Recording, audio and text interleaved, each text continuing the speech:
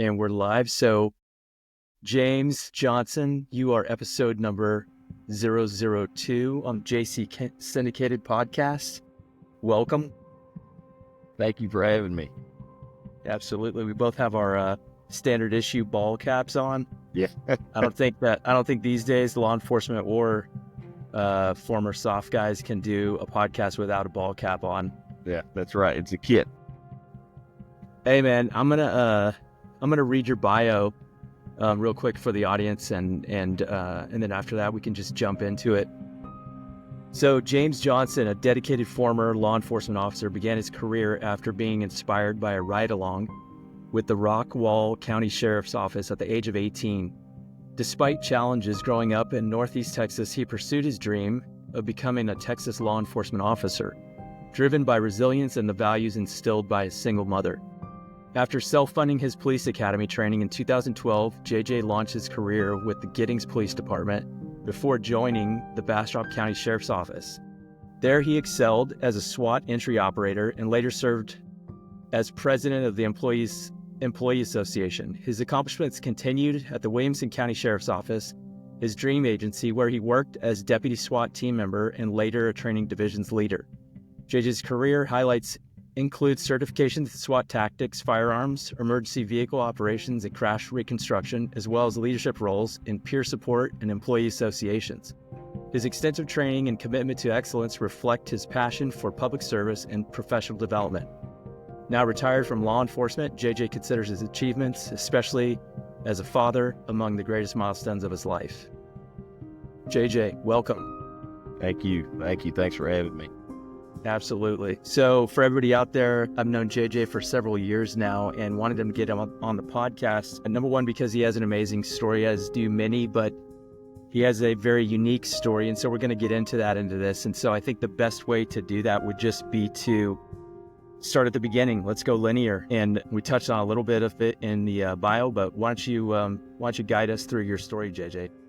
Wow. So I obviously grew up in the smallest county in Texas when I was younger and was offered on my 18th birthday, a very close friend, like a brother to me, who was a deputy. Never ridden around, seen him in uniform. You know, I'm in high school in a small town, kind of varsity blues. And so law enforcement looked one way to me at that age and time, but I went on a ride out with him. And I think we were in a pursuit the first 10 minutes. And I got the bug after graduating high school, moved down, started doing ride-outs everywhere I could, whether it be Austin or Williamson County. I would just go. But Williamson County stood out to me, and I was like, this is what I want to do. And over some time, like I said, I self-funded myself and got into an academy at my dream agency, which was Williamson County. And then graduated there, top of my class. And the first agency to pick me up, a small agency, was Giddings. I went out there, and the Williamson County training was pretty high based on the standard. And that's why I attracted to him and probably many other deputies. So Giddings was great to start, but I was young. I'd been trained, very sharp, and I wanted to go out and do that work. So I pursued Bastrop County, got out there, and super busy. Lots of experience real quick. That's a very, very busy, demanding county for anybody in law enforcement. It's very busy with very limited resources. Got super involved with the community, got really involved with the agency, started setting goals. But throughout the career, I got on the SWAT team pretty early. I learned a lot. That was, again, very active. And then when I became president of the association, we started reaching out to other agencies, networking. There was an officer-involved shooting at Round Rock, and so I reached over to Williamson County, their association that they had at the time. I spoke with them, spoke to the current sheriff, Robert Chody, and tried to see what we could do to help out this Round Rock officer who had lost his life in the line of duty as an association. At the conclusion of that, the sheriff's like, why don't you work here? And I told him, like, I went to the academy there. Y'all just were not hiring when I graduated, and I went with the first offer. I was eager to get my badge. He's like, you should give it another shot, and I did. I was pretty senior deputy at Bastrop at this time. I was a little reluctant to leave, but it was my dream agency. And so I did. I put in and got the job. With my background and everything, they immediately offered me a position on the SWAT team. Much bigger county, better resources. So super excited. At Williamson. Yeah. Okay, so real quick. So let's back up just a little bit. You might already said, did you grow up in Giddings? No, I grew up in Rockwall, Texas, Northeast. Okay, Rockwall, that's right. I moved down to this area after high school for college. Got it. And what about during high school? Sports, football, any of the typical stuff? Football. Football. Okay. Okay, so football, trucks. All right, let's get into that a little bit. Like, what position? I mean, were we talking about, division champions? You explain it. Let's get into it a little bit. Well, we were, again, the smallest county in Texas, one high school in the entire county. Everybody knew everybody. Old school, East Texas football, well known. What year is this? I graduated in 03. Okay. So Got it. Through 03. I was in the Varsity Blues era-ish. Yes. So I spent many years on varsity, starting wide receiver in my graduating class, played corner, all special teams, really small guy, but you sacrificed. So you played with everything you had, and I did. You played hurt. It was just different. Back football is completely different now, but to play, to have an opportunity to play, you didn't let anything stop you. Injury, your size, anything. Like, I made up for it in heart and, just determination, and it worked out for me. Wasn't big enough to get a scholarship, life after, but the best years of my life was growing up in Rockwall and playing football back then. Got it. Okay, yeah, so I wanted to definitely touch on that because growing up in Texas, everybody knows football is a big part of it, especially in high school. Yeah. College too, and pro, but we had to I like to put things into context also. A lot of guys that played sports in high school, they end up going either military or law enforcement a lot of times. And so whether that's the competitive nature or whatever it is, we see that a lot, right? So I was able all the way through high school from freshman till graduating. I was in a military program called the Navy League Cadet Corps, not sponsored by the school. It was something the military offered to younger class, I guess, to help with recruiting. I still had a selective service card, different era now, but I was stationed at the Naval Air Station in Dallas. We'd go throughout the school year and then the entire summer. And then they moved us to Carswell, the Joint Reserve Base in Fort Worth. So I was in that atmosphere, on base with the big boys. Of course, they kept us separate, but the same regiment, the same structure, same command staff. It was an elite program. I got credit for it. If I would have joined the military after high school, it was pretty elite. It doesn't exist anymore. I've looked into it to, send my kids to it, but that probably did help mold me growing up in that small town and experiences like that. And then football, perseverance sport, kind of helped later in life. You don't realize it when you're that age, but it all comes back around, and being squared away and polished and determined and having no quit. So in your bio, it says single mother. Much interaction with your father? Was an absentee father, or did you get to see him from time to time? I did get to see him mostly in the summers. It was rough for a little bit, but my mother's the reason that we got to see him. There was a long period to where it wasn't because of him we got to see him, but he was doing his thing. But my mother maintained us going to, have contact weekends and, the summers with him. And it was like having a big brother. So I did enjoy it. So do you think where you weren't able to spend the time with your father, the Naval Military Academy or whatever it was that you mentioned, do you think that played a part, like a strong presence, in the absence of your father's role? Yes, that was one big one, and that came about because of my mother. My mother was tough, and she always wanted us to be better than what she came from, and don't settle. And so she was real hard, very structured with us. She found that program and asked if I wanted to be in it. She found the means to get me in it, and with her, anything you decided to do, whether it was in school or outside of school, you were going to finish. And so there was no quit. And I didn't know what I was in for. They dropped us off. Your parents leave. You swear in. I swore in 4th of July, 1999, and then it's off to boot camp. And it was a rude awakening, but there was no return because that's how it was. I had some family friends in Rockwall, the Rowan family. Their dad made a huge impression on me. So there's a bunch of factors with him not being around that helped kind of mold me to, what I became. And I still run my house with my kids now with certain things that I got from back then, whether it's through the Rowan family, the Navy League Cadet Corps, definitely football played a big part, and then just life experiences.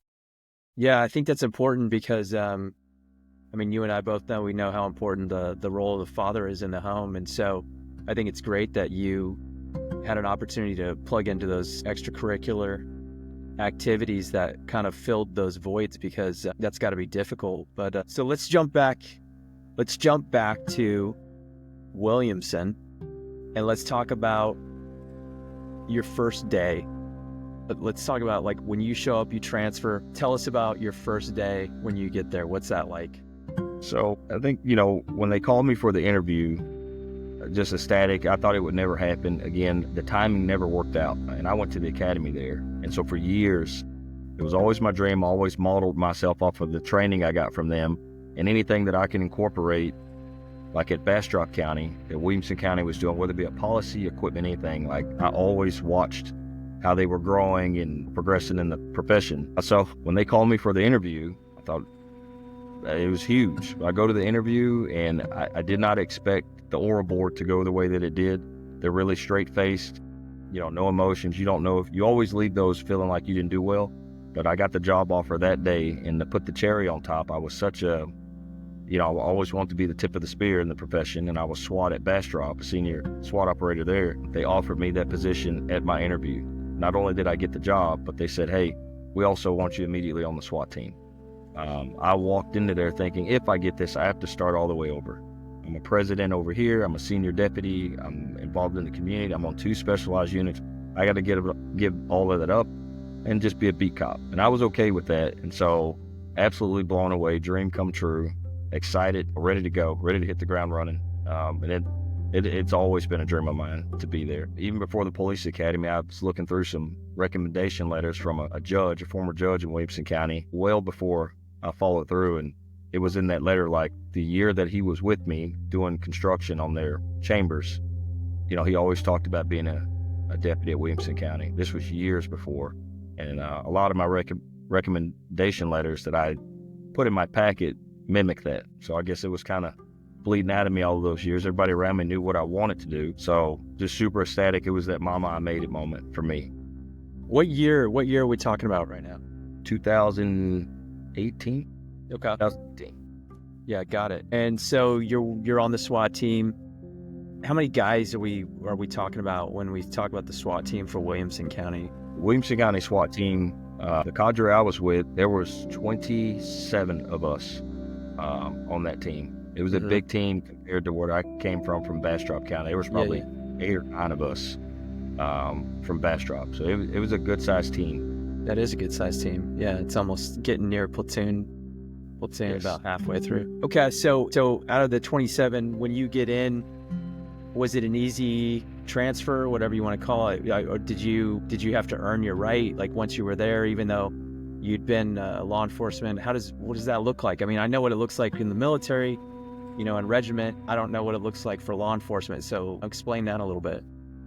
Absolutely not. I thought that I'd be able to jump in and SWAT, just a different county. Absolutely not. That Williamson County under that sheriff was very pristine, sharp, under the direction of Mark Luer, Commander Deaton. I mean, very squared away. Bastrop, we didn't have the resources. We did our own training. And so it was different, but I was locked into those years of being an operator at Bastrop, how we moved, how we processed information. And we were pretty much like a big hammer at Bastrop County. Williamson County is more like chess. They're beating you mentally. They're beating you in every way. Equipment. I mean, just showing up the way we look. So, no, it was a rude awakening for me because you become a creature of habit. You move your stack. You've been doing this 6-7 years a certain way and talking a certain way. I felt like a fish out of water. And, it was tough. It was very demanding. And the physical standards were way greater than what I was used to. I thought that they were high where I came from, but they were much higher. The level of accuracy, how we looked, how we talked, how we gelled as a unit, the camaraderie was different. No, I had to be rebuilt to start off. And a funny story is the SWAT commander who was on my hiring board who said, hey, I want you on the SWAT team. He offered me the sniper position, and I told him I was a little too high strung, and I like to be in the stack and be in the thick of it. I don't think I could sit still over a radio and listen to Murphy happen, and so I needed to be in there, and he granted me that. So he says, hey, I want you to we train every Thursday and you're going to go. So even while you're in orientation, just show up out there. Do you have any of your green uniforms from Bastrop? I said, yes, sir, I do. So I show up to this training unannounced to a team, a SWAT team, a bunch of alphas, and no one knew I was coming. Not the team leader, not the assistant team leader. No one knew I was coming. And so it was like I was a germ. So my first impression on my team was like, who is this guy? He's showing up in our greens. at our train unannounced, but if you knew Commander Deaton, it would make sense. But he kind of threw me in the fire. And, they treated me good, but at first everyone was a little standoffish and like, how'd you get here so quick? And you can't just walk into our training and see our tactics and we'll share this with you. And so it created a funny story later, but in the moment it was not fun or funny for me. Yeah, I Try bet. to make its impression. So That's what I was wondering. I wanted to know how that went. So you get a couple years in there. That's the 2018 timeframe. I know what year for a lot of people that don't know, Williamson County has a pretty well-known sheriff's department for a couple reasons. One of them goes back all the way to Henry Lee Lucas. I mean, we could probably go back and talk about the 1800s and all that kind of stuff. But Netflix even has The Confession Killer. That's out right now, and he was in that old Williamson County jail there. But on the other side of it, a lot of people don't know that right now, while we're doing this interview, is that we're actually talking to a reality show celebrity or former or whatever. So what time frame are we talking about where Live PD kicked off and Williamson County Sheriff's Department was part of that? So prior to me being hired, Live PD they were already established with the Williamson County. Got it. I think it was them and like Mission, Texas, and then Mission fell off. So Williamson County was the only Texas agency that was being streamed or had a contract with Live PD. I didn't know much. They were filming when you showed up, and you're new on the SWAT team. Like they're already doing their thing. They're filming, and so you have that added onto everything else, right? Yes.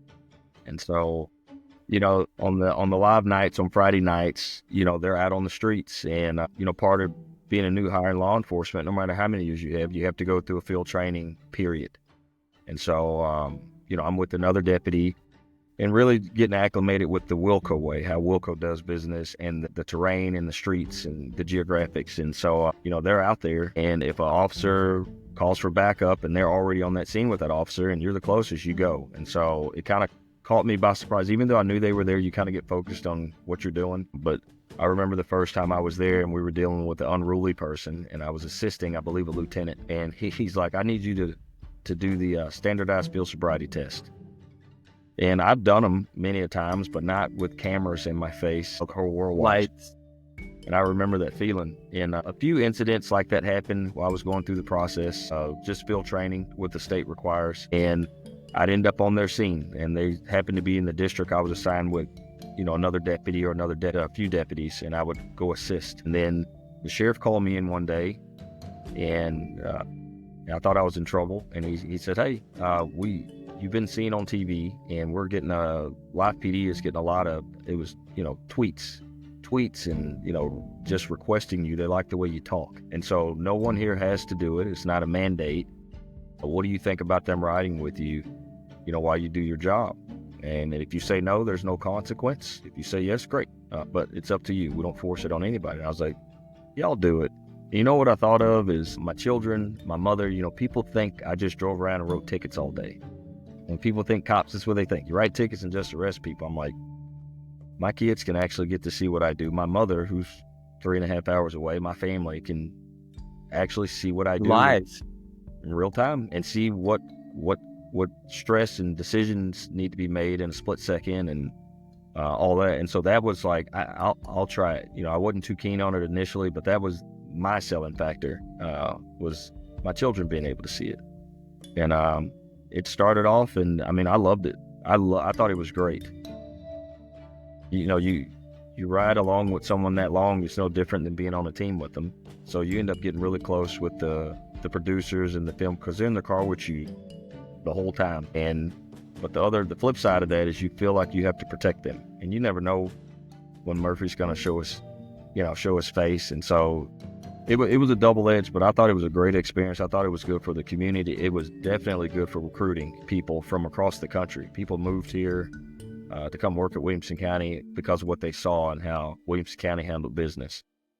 So let me jump in real quick, because I have to tell people I've known several of y'all for multiple amount of years here, but I would always hear the Live PD thing. Didn't really make the connection for a while. Number one, that it was filmed in Williamson, and that I knew guys who were on the SWAT team who were part of it and that were filming. So I just wasn't tracking on. I was like super busy and always engaged in something else. And people would text me, from the team, and they'd say, yeah, we're filming live PD. And I was just thinking that they were doing production work, like production and entertainment work outside, because I have some experience with this too, working on the race in the same capacity of what you were just talking about. So, but it was production. And so every time that I ever heard somebody from Williamson say that they were filming live PD, I thought that they were out on a paid gig, like doing some side work. I had no idea that it was like a show. And the first time that I did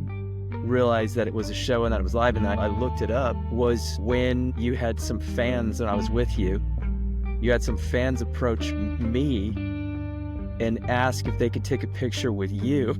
And I'm like, what? And then they kind of explained to me, they said who you were. And I'm like, I know who JJ is. It's like, well, no, he's so big. He's like a TV star. And I was like, wow, this is unbelievable. So then, I guess it's just, I could rack it up to just getting old and boring. But that was when I realized, I was like, you guys are actually getting, you're filming and it's live. And so I was kind of a late arrival to it. But that live PD, this is segueing into the next kind of chapter that I want to jump in with you. And that is what ended up happening while you're not, with Williamson or another police department or sheriff's department today. And so, let's kind of like go into and explore what happened next. Like maybe we could jump a little bit down the road and talk about your incident that happened, that kind of life-altering, changed everything.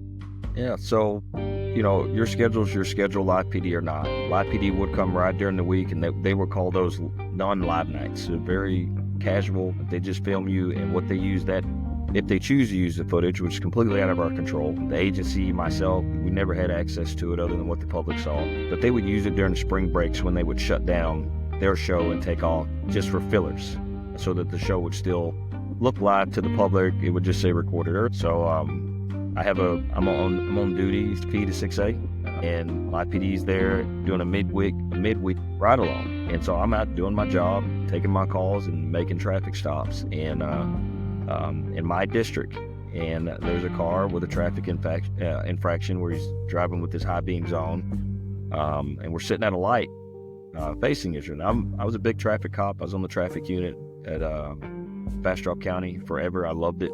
I knew the traffic code well, and I made a lot of contacts with people that led to good things, positive interactions, sometimes finding missing children through something real simple. So I believed in using the traffic code, to make contact with people, a legal reason to make contact with it. We're sitting at a light, high beams are on. I flashed my lights a couple times, kind of signal like, turn your high beams off. You're blinded on oncoming traffic. Light turned green, the passenger vehicle passes. I turn around and effect a traffic stop. My normal routine, and the car takes off. Takes off, ends up in a 22-minute high-speed pursuit. The vehicle crashed 5 times, but continued going. All the airbags are out, and we leave Williamson County during that pursuit, and meander through surface roads, highway, back off. This car drove through fences, wrecked at a gas station, hit all kind of things, throwing debris out of the window. We can only suspect what that was at the time, but the vehicle eventually crashes in Austin, out of my jurisdiction, but we can pursue if the offense happens in your jurisdiction. They can't. It's not over just because they leave your limits, your county or city limits. It crashes, and I get out to conduct a high-risk stop, to take him into custody, or attempt to. And he gets out, and he's 330 pounds, large male. I don't know why he's running or what he's willing to do. I've been in many pursuits, but that pursuit, the way that it went, the speeds and how many times he crashed, told me and that there's no limits of what this guy's willing to do to go home. So I mentally was prepared to be in a gunfight, and that is the job, that's the training, especially for our SWAT guys. But he showed no will that he was just gonna, okay, now I wrecked 22 minutes later, I'm just gonna turn around and lay down. So I positioned myself thinking that he was going to shoot at my car because of the lights. Most people shoot at the lights is what studies show. So I kind of moved out of my cone of light and set up my pistol out, giving commands for him to get on the ground. He exits the car. He has something in his hand, but it's not a weapon. It's like a pill bottle. And I can also see in the car where I put myself. My backup's coming. So he's not complying, but at the same time, I'm giving commands and I've gotten in my positioning. I'm transitioning from my pistol lethal option to my less lethal taser. And as I'm putting one up, I'm bringing the other one up and getting on target for the center mass. He's non-compliant. I think after 6 commands to get on the ground, after this long pursuit and all these wrecks, I deploy my taser on him. He hits the ground, and I go in to try and place him in custody to detain him while he's going through the 5-second cycle of the taser. By this time, backup shows up, and I hadn't been able to clear the car fully. So in the back of my mind, we're on the ground right on the driver's side, and his head's facing the rear of the car. I'm dealing with him, and he's a large man. I think he was like 330 pounds. He was very large, ex-college football player. I found out later, and he's fighting with us, fighting, and at some point he's saying, I can't breathe.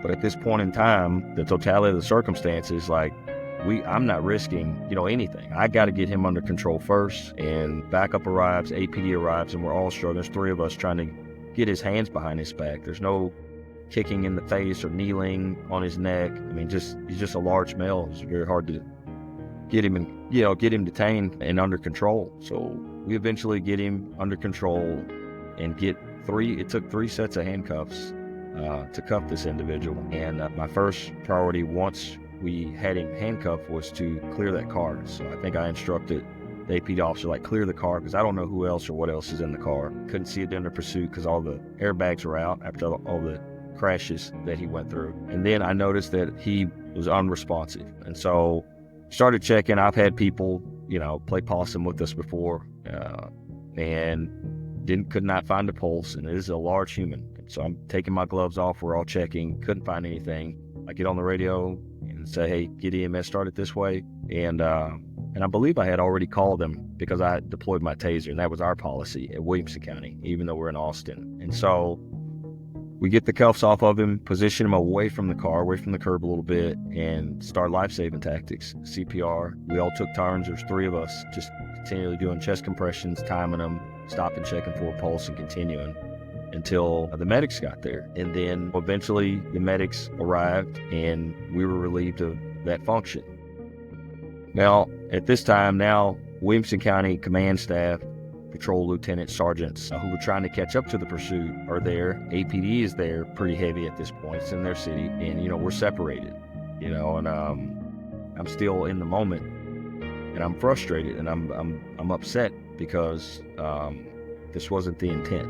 I've been in many situations where I'm having to fight you, I'm having to draw my gun on you, and then there's an intent that comes with that because of what you're doing. It's a reaction. And so, to see him there having CPR done on him, while no one's talking to us, you feel like a germ, and it's just protocol to protect your rights. It was hard. It was immediately hard on me because it wasn't my intent. I was trying to get him under control. And when I transitioned, I knew he didn't have a deadly weapon. Was he still dangerous? Yes, but it came down a level. And so we were just trying to get him in custody. I've been in way worse fights, but I didn't have to strike that guy or do any other training that I had. It was just... Yeah. I think some of it was I don't know if it was the news or something, but some of it was on video. You could really just see it. It was pretty plain from what you could see on video. But so the gentleman ended up passing away, and then no one ever wants that, obviously. But for you as a police officer, did you leave the scene the next day? Was there any indication for you of things potentially going sideways, or that it would come back, or anything like that? What was the next kind of phase of this, and then bring us into what happened next? So, you kind of, over time, you snap out of the moment, and you realize, the protocol's kicking in.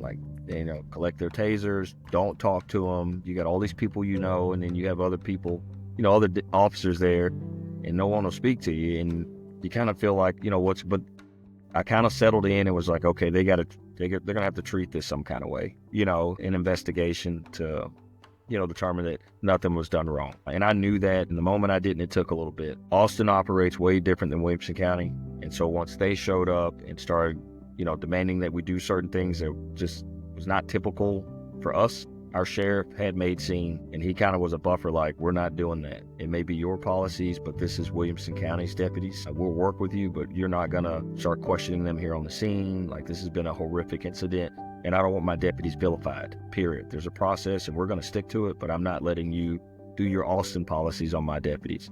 Right after we finished CPR, I called TMPA, which is a well-known legal association. I've had them for years and years, since I first swore in as an officer in Giddings. I just maintained that coverage. Never had to use it, never got in trouble at work for anything, never needed legal representation. But I called them because it was a training, and it was what you're instructed to do. There's an incident, you get us en route immediately and don't talk to anyone. So we did that, and we waited. The sheriff checked on us religiously, see, hey, can I call your family? Is there anything I can do? Like, y'all are fine. You did a good job. During this time, you're on like a temporary leave status type deal? This was on the scene. Yes, we did it in temporary, but this is still very fresh. And I just remember, I remember the sheriff being super compassionate and reassuring, and then helpful. Like, what can I do? Y'all need water? Can I call your wife, your significant others, your family? Don't be upset. He knew I was visibly upset. Sure. Yeah. I was trying to get him in cuffs. So when we left that night, the sheriff did tell us, you're going to be at administrative leave. And then, IA is going to be in touch with you. And it's protocol. And you have your legal representation. Let them know everything we're doing. We're not going to infringe on y'all's rights. He explained things the best he could to us in that moment. I go home. That night we get dropped off. Our patrol car stayed there. Taser device was taken from me. The assistant chief replaced it and dropped us off at home and said, we'd be in touch. Just breathe, take a night. And so that first 24 hours is, it's intense. It's very intense. And then, the nightmares come about 48. And I don't care who you are or for what reasons you have to do work like that, whether it's overseas or not. Like, if you're a sound human, even half a Christian, like, it's going to mess with you. And so that first 48 hours was pretty tough on me. But we took our leave. The sheriff gave us time to basically peer support if we needed it, debrief, etc. And then, came the IA investigation. We had our attorney. We went through the whole process. And then on top of that, because it was in Austin took lead on the investigation. Their homicide unit took lead on it. And so our attorneys were communicating with them about interviews and questions. And, and so we knew we were going through something. And Austin's always had a stigma. And, in law enforcement, Austin does not support their cops. That was the mindset then. And so, I was worried about how it would look because they operated differently as a government entity than any place that I had ever worked. And they're very public about their ridicule towards their own or certain incidents that kind of knee-jerk is how I would explain it at the time. So I knew that we were going to go through the process, and I was ready to go through it. It's like, but it took its time. We went through it internally with the Office of Professional Standards, Williamson County's A. They went through everything, the policies, the laws. We sat in there, like, in the hot seat multiple times and, redeemed that we didn't violate any policies or any criminal law statutes or anything like that. And we needed more time to take it just to get well and go from there. And so over time, that part was done pretty quick, but the Austin, Travis County investigation went on for a while. We're not involved with that. I was not involved other than them contacting the TMPA attorney and saying, hey, we want to talk. And then him deciding if we do talk or if we don't talk or, whatever. So eventually I went back to work, pretty quick actually. Went back to work and, tried to be normal. It changes you forever on the outside, but on the inside and the outside, you put the uniform on and you look like everybody else who worked the night before. But eventually I moved off of the streets pretty soon after that into the training division. My commander wanted that. He just thought it'd be a good asset to the agency, not because of the incident. The only thing he told me at the time was, I'm not going to let our deputies pursue into Travis County because we don't know how they're going to be towards our deputies, towards our law enforcement. And so he kind of said, hey, I monitored that pursuit that night. I felt like y'all were professional. You were calm. I listened to your radio traffic. You were so collected. You stopped at all the stop signs when he would disregard them. You kept the public safety in mind. You did good work. I've had experiences like this. I know it's going to haunt you. So he just kind of gave some big brother advice and keep at it, get back to work. And so I did. And so over time, you get back to your new normal and, go to work. The live PD crew was there, so it had an effect on them as well. It did not air. Live PD didn't air if a dog got run over. They would not air anything that they thought that it could, be serious bodily injury or loss of life, whether it's an human. And so it never aired. It was not a live night. And that was it. And you just, you kind of moved on. I tried to, incorporate some of the training once I moved into the training division on that experience. But at this time, I still didn't know what was coming. Didn't even suspect it. Right. Let's hone in on that. What time frame are we looking at from when basically Williamson dismissed, or investigated it and then said we didn't find anything wrong, to eventually Austin investigated, and am I right, they did not find anything wrong as well? That's correct. So March of 2019 is the night of the incident. Okay. And I want to say by March 27th, Williamson County was done, but assisting APD with whatever they needed, dash cam footage, anything that they requested, supplement, reports, pictures, anything they collected on the scene that night, they assisted with. And so Williamson County was done. I was cleared to go back to work, and that's all that mattered. If our attorney got a call from Austin or Travis County and needed something, the sheriff was like, let us know and we'll accommodate it, take care of business. So APD went on with their investigation with their SIU, who I refer to as the homicide unit. And I think they concluded in December.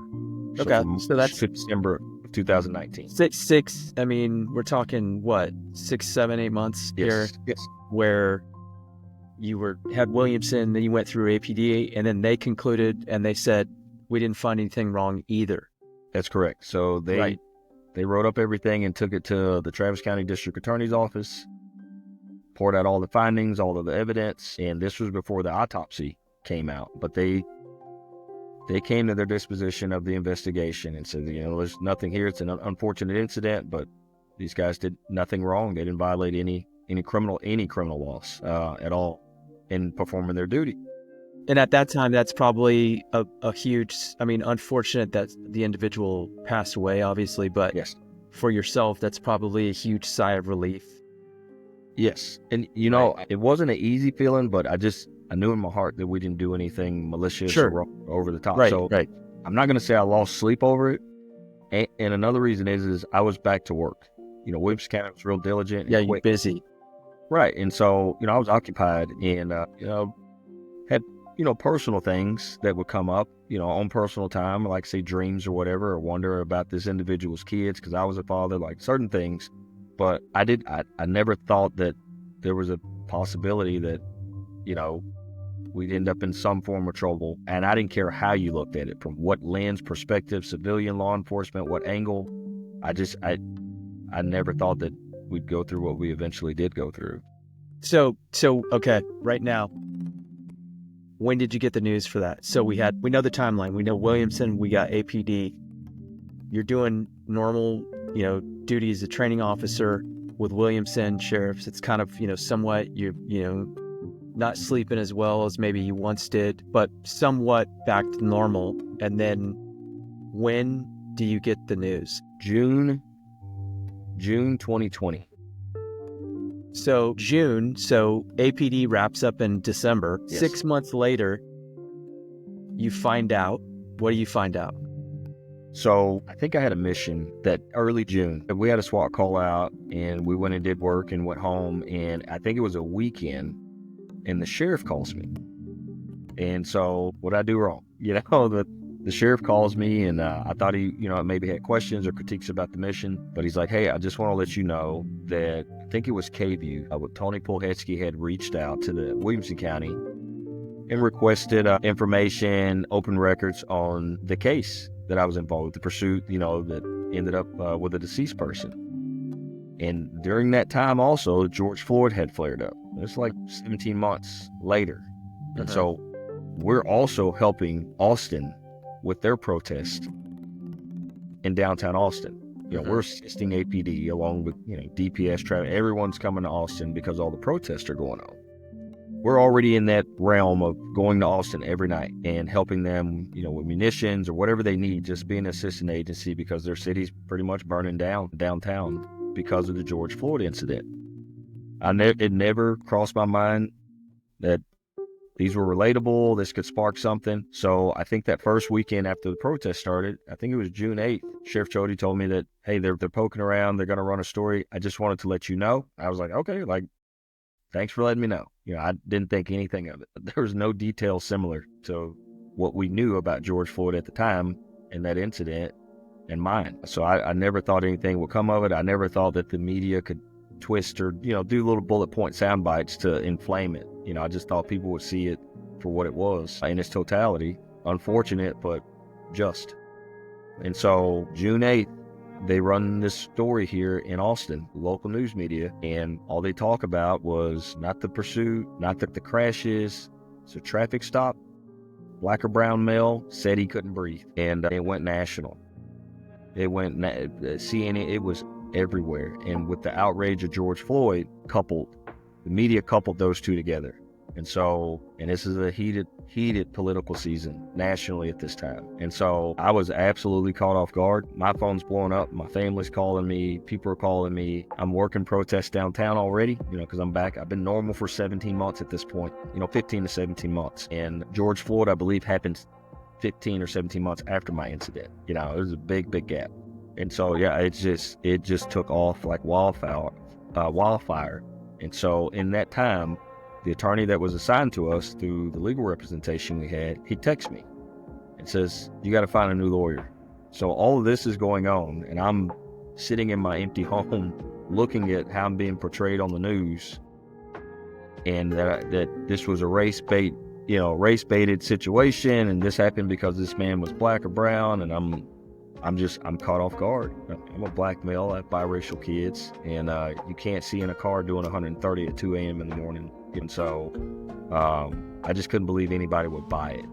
And it just kept going and going and going. And so the political pressure mounted with the George Floyd and the public, the left and right during COVID, everyone sitting at home watching TV on social media. And, we became a product of it. So I had to find new representation immediately, which I thought I was done with representation. I hadn't talked to this attorney or anything, in a while. And so we started putting our feelers out immediately, me and the officer that was involved, and, it still kept working. So what ended up happening is the current DA at the time was in a runoff election with the now seated DA, Jose Garza. So the DA who was in there in December, she was also trying to be reelected, but Jose Garza, also a Democrat, they were in a runoff, 2020 this time. And so the whole world is divided right now on race and cops, black and white, left and right. And so she came out and made a statement once this went public, like, we looked into this, but Sheriff Chody would not give us the evidence, the live PD footage, etc. This later. But this is the narrative being put out. But so she was distancing herself from it, even though she shelved it, was good with it, didn't pursue any charges, indictments, trusted her own cops in her city in their investigation, and the coroner's report. By this time, the medical examiner's report came out after the investigation was concluded, and it just substantiated the investigation. It came out after the fact, and so it just co-signed what the investigators did for 6 months in the disposition of it. So now she's putting this out there that we were going to do something. We feel bad for the family, but Williamson County's not giving us, they're not cooperating with us, which was not true at all. And then on the other side, the candidate, now DA, Jose Garza, ran on anything that was clickbait or, emotionally motivating to the public and being woke and black. And so I got looped into that too. So overnight, I went from working, knowing that their store was going to be done, to losing legal representation because of political and public pressure, being accused by the then DA that my agency was not giving them the information they needed to conduct an investigation, to being promised, if elected by Jose Garza, that we'd be prosecuted and he would get justice for the family. And then on top of that, my sheriff is also in an election runoff, or in an election against his opponent, who was a captain of mine when I was in the police academy at Williamson County and helped train me. And he comes out and also says that we were wrong and this was unjustified, and he's going to kneel with the family, etc. And if he's elected, this would have never happened and never will again, blah, blah, blah. So everyone kind of used it as a platform. They jumped on this George Floyd, pander to the emotions of the public, which was outrage during COVID with the George Floyd deal and the protests across the country. And no one had the professional courage to say, hey, this is unfortunate. We did look into it, and there's no wrongdoing here. There's not a single law in this state or a federal law or a civil right that was stripped in this deal. Everyone took a political stance, and we were just going to be collateral damage for people to gain something from it. And in the meantime, I kept working. My sheriff talked to me, and he talked to us and says, hey, what she's saying that we didn't cooperate or give oath is not true. We have transcripts on every photo, everything, emails. When you work a scene like this, it's not a word of mouth and a handshake. Everything is heavily documented with a microscope, just how y'all were treated in the incident. You went through the whole process here internally, and there's nothing that we've denied them that they've requested. But the public don't know what's going on behind the scenes. And at this point, and promised to be prosecuted, we can't say anything. You're not in a position to defend yourself. I want it to be just play the video. Just put the whole video out, start to finish. I can't breathe. These little snippets that they chose to put out to inflame the already upset George Floyd sympathizers. And so, but he reassured us I would never do that. And he's like, I will also tell you this, that I want to win my campaign, but I got to sleep at night. And if y'all would have done something wrong, I would have dealt with it as your sheriff 17 months ago. I'm not going to flip now because of political or public pressure, period. And I'll never forget that, because he lost a lot too by doing that. But at the time, all these protests were going on around the country, and cops in Georgia, cops in Austin, cops in Oregon, anything they did against black or brown or opposite sex that was accused of being, it was all racially motivated, and their agencies and their cities were indicting or terminating immediately with no due process, out of fear of public, of the public pressure. So I felt like I had the only sheriff in the country that publicly and privately said, you didn't do nothing wrong 17 months ago. I'm not going to say you did something wrong now to save my own. If I lose, I lose. I don't want to, but I have to sleep at night.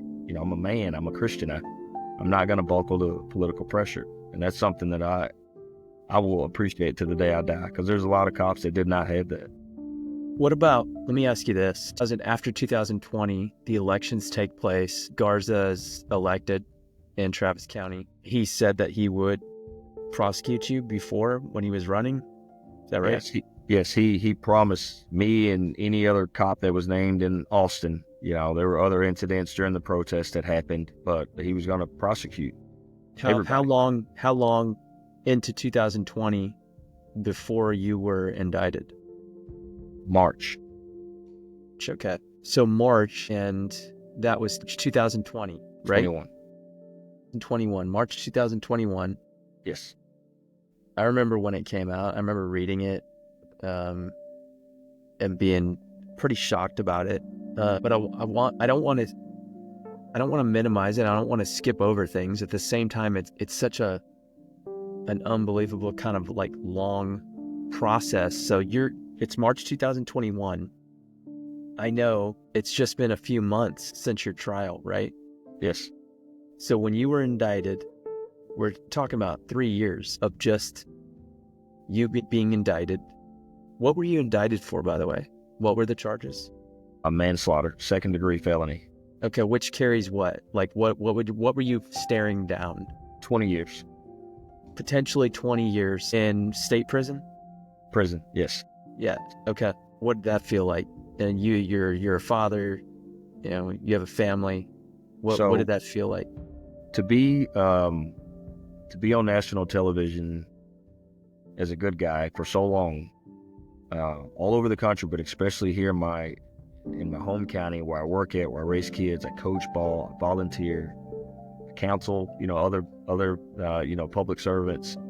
And so to walk around my town and go to the grocery store and, you see people look at you And they're like, I think I know that guy. And then, it clicks at SLAP PD to walk around on June 9th after the story aired and have those same stares during this real divided, super divided, emotional time. It was the worst feeling ever for a long period of time.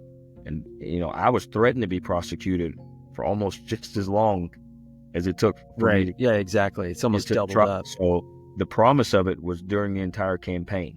But, it was hard to hear, but there was no action with it. It's just words and campaign promises. The guy running for sheriff here to the DA down there, and, senators and, Congress people also running. They've jumped on these bandwagons. So when you get indicted, are you placed on administrative leave or are you completely separated? So my sheriff lost his election to Gleason, who was running on the Democratic ticket and also against my situation without any detail, without any nothing, just headlines. He didn't know anything. He just knew what the media said, but we were guilty and he was going to see us out. And that was, a campaign promise. He met with the deceased family, made promises to them, and he ran on it just like any other politician at the time that was seeking office. So when Sheriff Chody lost his election, I was going to stay and force, even though this guy had promised to rid me of the agency because of my incident, I was going to stay and make him do it. I had a great career. I had a great background, lots of accolades and, certifications and anything you can think of, which I took a lot of pride in. And I still maintain them to this day. So when Sheriff Chody lost the election, right before Mike Gleason took office, I was notified that I was to show up the day that he swore in, and after he swears in, he'll give me an assignment. Now, the change of power, one sheriff leaves, pretty much come in and swear allegiance to the new one, and that gives him the authority over you in your career to do what he sees fit, whether it's promotion, demotion, investigation, whatever. Termination. That's correct. And so there were cop rumors, which what we always called them, chatter, that he was going to come in and invite the deceased family to the SO and terminate me in front of them. And this had been circling around for a while, at least a month from the election results to when he was going to take office. I didn't believe it because, again, he was my captain in the police academy. When I put myself through, I was super shocked that he ran the campaign that he did, but I thought he's just trying to get the votes. There's no way that man is sympathetic to the loud side, the side that's screaming the most right now against law enforcement. And I got a phone call the day before, December 3rd, from a media outlet reporter. It says, hey, do you know anything about the press conference we're being called to after the swearing? Said no. And he says, hey, I'm hearing that he's calling a press conference to fire you and have you walk out in front of all of these cameras and the family. And he says, don't do it. I know how hard you've worked and you're very proud to be honorable. Like, do not let this guy do this and then, terminate you and mark you as dishonorable. Like, leave honorable and do not let this guy do this, because it's just one more hurdle that you're going to have to fight to get reversed, from dishonorable discharge to honorable.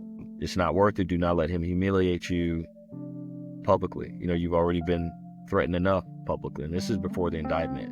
And before he took office, he also fired, he had the HR department send out over 50 memos to certain deputies, most of them that I was on the SWAT team with, that he was terminating them.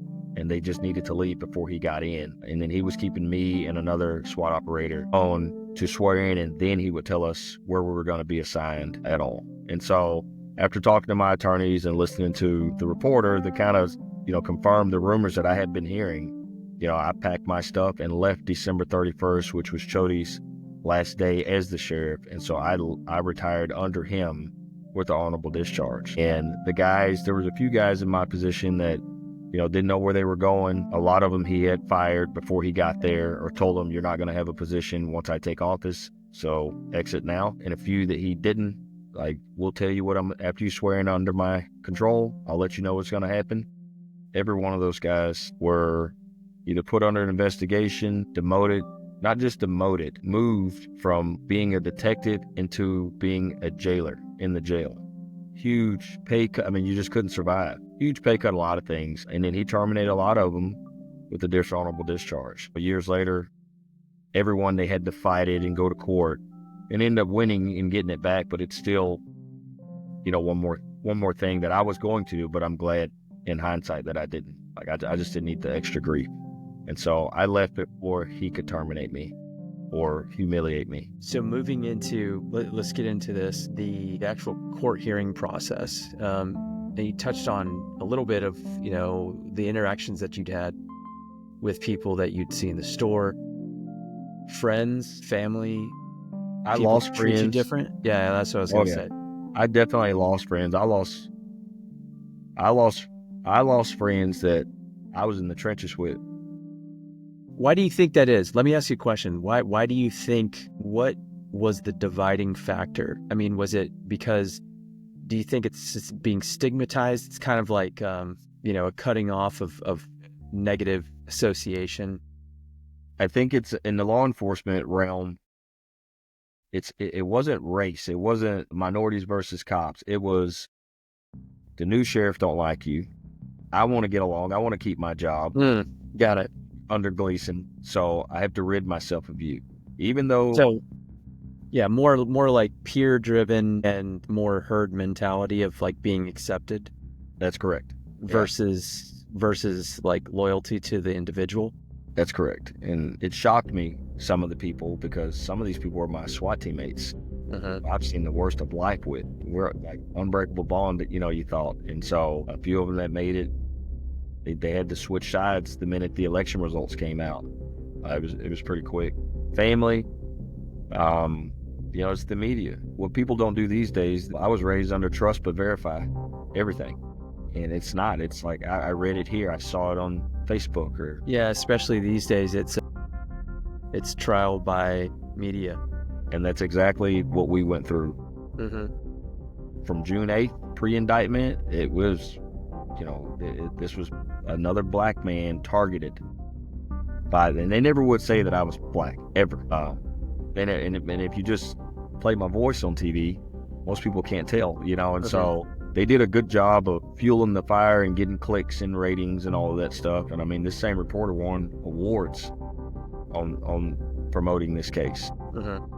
Journalistic awards. But here's the interesting part about it, because we've seen these cases, and I personally, I've never served in law enforcement. I'm a military guy. I've worked with a lot of them. I think they're great. At the same time, just like any industry, any sector of society, you always have good people and you have bad. And so I'm one of those individuals that I firmly believe in justice and the law and accountability for people that are operating outside of their left and right limits. But there's something that happened where, if you were a law enforcement officer over the last several years, you absolutely have a target painted on your back. And I mean that from a lawfare side, and I mean it from survival side.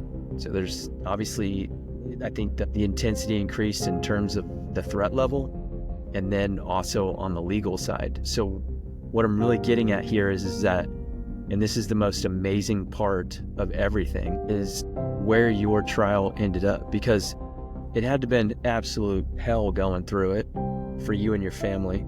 For you, I can't imagine the stress. You left the sheriff's department. You're doing what you can to survive on a daily basis. It's just like, it has to be kind of a nightmare that you're living. At the same time, you have to take care of your family. So you're probably walking around almost like a zombie half the time. Friends, guys that you, like you said, you served in the trenches with, maybe some of them don't talk to you. Some of them are treating you differently. There's probably a lack of trust just kind of everywhere, because you don't know what people think. And then we get down the line, and what is it? 3 years later, you're going to battle. You got a new attorney, and tell us where this ends up for you. From to get a trial. I mean, this DA he's indicted more cops than anybody in the history of DAs in a single swoop. But to get a trial, it seemed like an act of God. It's like we were real quick to accuse and point and say this guy is, a bad guy and needs to go to prison. But now we can't get in the ring, and do our 12 rounds. And so being in law enforcement as long as I was, enforcing the law, believing in it, swearing an oath to it for all the years that I did, but going through that process, I mean, it opened my eyes to like, it's a broken system. It's broken, but the other thing is there has to be an element where it's like, I mean, even though it's a living hell, there has to be an element that is almost thankful that what looks like is you're being indicted for manslaughter, what looks like could translate to 20 years for you. Prolonging that court hearing is like you seek your innocence, but prolonging it is like one more day of freedom where potentially you could be locked away and your freedom can be stripped from you. So there had to have been this kind of battle, maybe internal battle for you, where you're like, thank God I'm still here, I'm free, I'm with my family. At the same time, there had to have been an element where you were like, I want to get this over with. Like this just not knowing it's got to be killing you, you know? Right. Living with that over you every day. For that, I mean, it is horrible. And then, you know, being a hero to my small kids in elementary school, to being this, you know, accused murderer pretty much, and my little kids, like they walked around touting me, you know, pictures of me to all their friends. I was a superhero to them. To now they're coming to school and their parents told the other kids that I was this or that, or, you know, racist, and my kids hearing like it was horrible. So I did enjoy being as normal in my space as I could be, which, you know, completely turned upside down overnight. But the fighter in me, like, if we have a problem, like, let's get this mitigated now. Absolutely. And what about spiritually though, JJ? What about, you're a Christian, I'm a Christian. Yes. What about your spiritual walk? What did it do for you? Where were you? I mean, it's like, you know, I had the wind knocked out of you, but where were you? Test it for sure initially. You know, we're human. We want to know the why. Why is this happening? You know, why me? Why all this stuff? So very tested, but you gotta grab onto something. And so, you know, without family and kids, I don't know what human I would be. You know, and so, but it's all you have is that, you know, good will prevail. Good will prevail. You know, you'll never have anything put on you that you can't handle. You know, and so I just held on to that, and I had my moments away from my kids, away from my family. Anything that happened in the country that involved a cop would reflare me being back all over the news, you know, and then it would settle down and you feel normal. Other than what my purpose was that day, I wasn't in law enforcement anymore. But you'd feel normal. Almost as much as you could forget about it and go to work, come home, you know, coach the kids, you know, etc.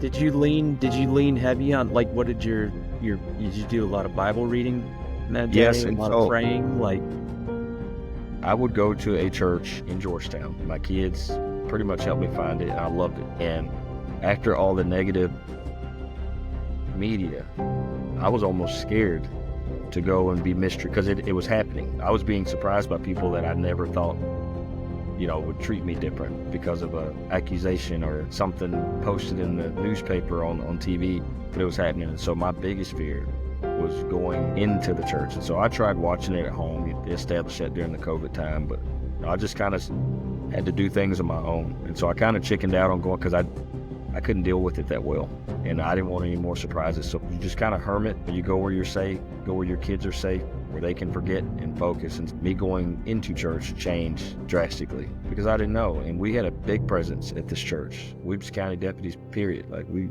held the security contracts, and, you know, a lot of us were members there. My kids called it the Wilco Church, you know. And so, but people surprised me. People do what people did, and I minimized going, but I never lost my faith.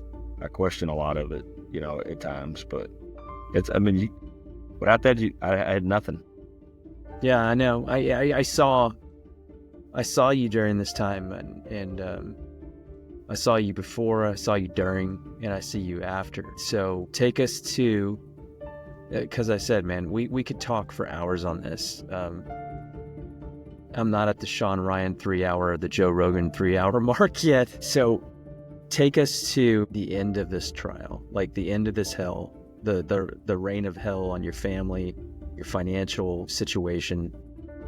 Take us to just a few months ago. What did happen? What did it feel like? You know, because we were in Travis County, that's where I was indicted. by pool of people in the grand jury. Austin Travis County has a history of being very woke left, some might say, and that's their community. And so cops became such a target across the country.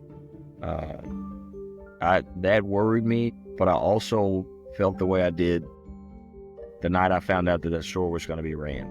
Like, people see everything, which no one had been given anything. The totality of the circumstance, all the video, all the audio, from start to finish, us trying to perform life-saving tactics. I was ready to go. I was like, finally, it's here. Like, let's You felt go. confident. You felt confident going in?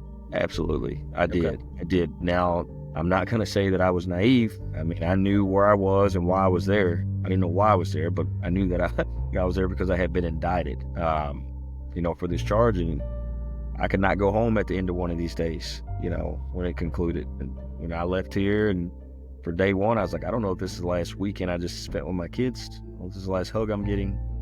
All of that ran through my mind, but, I'm surrounded by my wife and family. Like, I just tried to put on the strongest face I could and give out confidence. And so that the jury knew, like, I'm not hanging my head. But once the news came that we were not guilty, people pointed out, like, man, you didn't, some people watched it there, some watched it on TV, and they said, we were expecting you to jump up and down. And I said, man, like, I never thought I did anything. And I've had years to play it over, the what ifs, should I have done this? There's just nothing that I feel like I should have done different.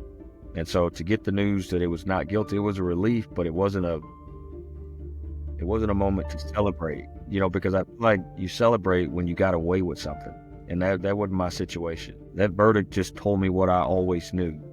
And so it was relieving. The dad of the deceased came to me after all those years and hugged me and said kind words. And, it kind of put me in a headspin, like, why now? Like, you knew him better than I did. Like, you knew the situation, but you jumped on the same bandwagon 17 months. Yeah. And he was one of the family members that was there. He didn't miss a day of trial. There were other family members that would come and go, and, it's painful. If you lose someone, it was hard for me. It was hard for me to relive it every day. Yeah. And so it was a relief, and, I felt freed from it. But then at the same time, it's like all these years just to come to the same point that we were at December 2019, when that DA's and all these investigators and all these agencies, medical examiners, I mean, it's the same evidence from then to now. But I'm like, we've been so turned upside down and shook as a family, as a person. I'm glad I never would talk about it in detail. I don't think I was strong enough to talk to. They knew something was going, but I did a good job of distracting them up until right before the trial started. I spoke to my oldest, the oldest one only, and in very limited detail. But I don't think, he's 15 now, but he was 14 when the trial started. And, me and Mom are going to be off work. People are going to be here. People are going to be watching the house. I kind of had to, fill him in a little bit on what was going on. And it had been going on for years. The kids just never knew it. I'd go to court, hearing. Yeah, absolutely. To come home that night after that, I think without words, it was there. And my poor wife, she kept a straight, strong face for years and dealt with, some of the ridicule just from being associated with me, walking through the grocery store, and so it was I think that was the first night in years we slept. I think we all super exhausted. And yep. Yeah. No, it gelled us throughout it, and then I'm pretty sure we all just slept together. Everyone slept in the same room. It was a long night. I'll be doing that later. I do, I'm grateful to be on JC Syndicate today, because throughout all these years, we've never told our story. I didn't testify in court. You don't give interviews when you're under an indictment, waiting on a trial date. Everyone else does them for you, and they misrepresent you. And that's all the public and potential jurors get to hear. I think it is tough for law enforcement to be accused and indicted, privately indicted. That's not an open forum. It's one-sided with a group of hand-selected people being told certain details, and that's all they know, and they vote on it, and that's it. And so we never got to tell our story. Even throughout the trial, it was told for us through evidence, through testimony, and things. But I'm like, there's a lot of things that just did not come out. And so I've always been one that felt like, if I could just talk, it would make sense to people who are outraged because an outlet or person or social media platform said it, that they trust it. It's the gospel, it's the truth, and I'm automatically guilty. It did not feel like due process, speedy trial at certain points. Part of working those protests, at one point there was a protest for the person I was involved with. And I worked it. I worked my own protest. And I'll never forget the sister of the deceased being there. And she was super nice to me. And I'm listening to her talk through her megaphone and say all of these things about why this happened and what kind of person I was, not knowing it was me. And I felt like if I could just say, hey, it's me. Like, I'm the person that I don't know who told you this. Like, I felt like I would have squashed it. And I remember my commander saying, are you okay? And I was like, yeah, but she don't even know it's me. She didn't even know it's me because, she's expecting some white cop. I'm listening to her talk because they said this was a white-black deal, and it wasn't. It was action reaction, but we never got to tell our story. This is the most I've got to talk about it publicly, and I've always want to tell it because I never thought in a million years, even after the incident happened, that I would end up in the position and go through the steps that my family and I had to go through just to be found not guilty in 3 hours after a 2-week trial. Never thought I'd even be in trial or indicted, right?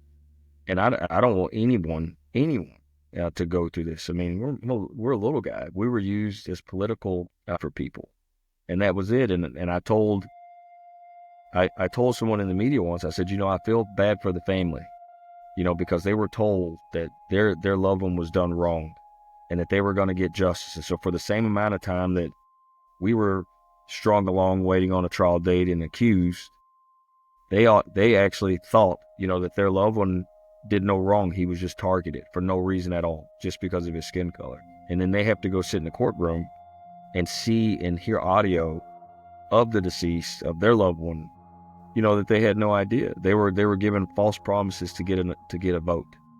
And so their grief process starts over as well.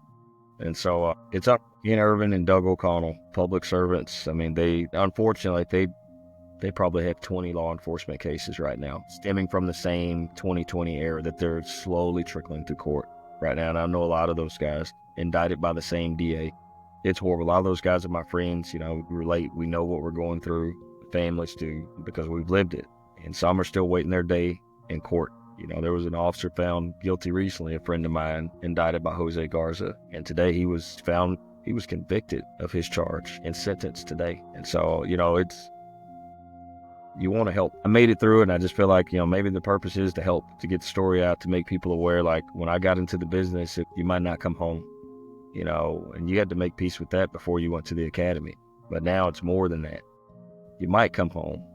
What's your government agency? What's your leadership like? What's your district attorney's office like? Your city council? Will they have your back when it's not popular to do so? Like, you got to consider all that stuff before you get into law enforcement now. It's not just life or death anymore. After going through this process, and I feel like I was here due to politics. Like, I've definitely thought about it, but I've also thought, like, the public don't want the real truth sometimes. They want things that make them feel a certain way. And I'm like, I don't know if I can do that, because it is what it is and it's not what it's not with me. And maybe we're headed back that way, but we were not there from 2020 up until probably recently. We'll see in the coming days. And so, and I don't think that I get the verdict that I get closer to 2020. I think, unfortunately, having to live through that, it kind of let it die, the emotions die down, and, people have to focus more on what they have going on in their life and providing. And so, it probably helped for more level-headed jurors in a very left-leaning community, so it probably benefited me in the long run. It's just super heavy to carry it that long, but doable. And that's the one thing, is like not knowing the why sometimes, trying to figure out why. It's just beating a hollow drum. I don't know what the future holds. I hope it's something that benefits somebody else so they don't have to go through this, or if they have to go through it, they can be more prepared. Again, I never thought that this would happen. I never even thought I needed to be a part of a legal association, do what you're supposed to do and not worry, but that wasn't the case. And even through that process, I learned a lot, and I had to switch counsel. I mean, they dropped me. And so that was hard. When you needed them most, they were not there. And so there's a lot of things I wish I could get out, to help people and help them make good decisions on is this profession for them, or what to look for to determine if that agency or that community is the one for them. Because in that business, something's going to happen. It's going to happen. It's a lottery ticket every day. Just who and when. But it's going to happen. Unfortunately, it is. And that's why cops and military, that's why they train for the worst case scenarios, because that's what you have to deal with every day. And so I like instructing, I like teaching, and if I can fold this into that, I'd love to. Yeah, I would always tell people, don't change who you are, even if your surroundings start to change, even if the people around you start to change. Like, just take what they're giving you, see it clearly, and move on. Meet people where they are. But anyone that's not a part of your process, keep moving. Like, don't ever sit still. Charlie Mike, continue moving. No matter what, no matter how heavy it gets, find something to hold on to and keep moving. You don't have time to stop and wonder or feel bad for yourself. Just keep pushing. And something else is you never know who you need later. So always be decent, hold the door for people, because that same person may be your juror one day. They may have saw something good in you. That first impression is something that you can't change. You have 30 seconds to make it a good one, or 30 years to try and correct it if you do it the wrong way. So be decent to everybody, even when they're not decent to you, if you can. Thanks for having me, Joel. Yes, sir.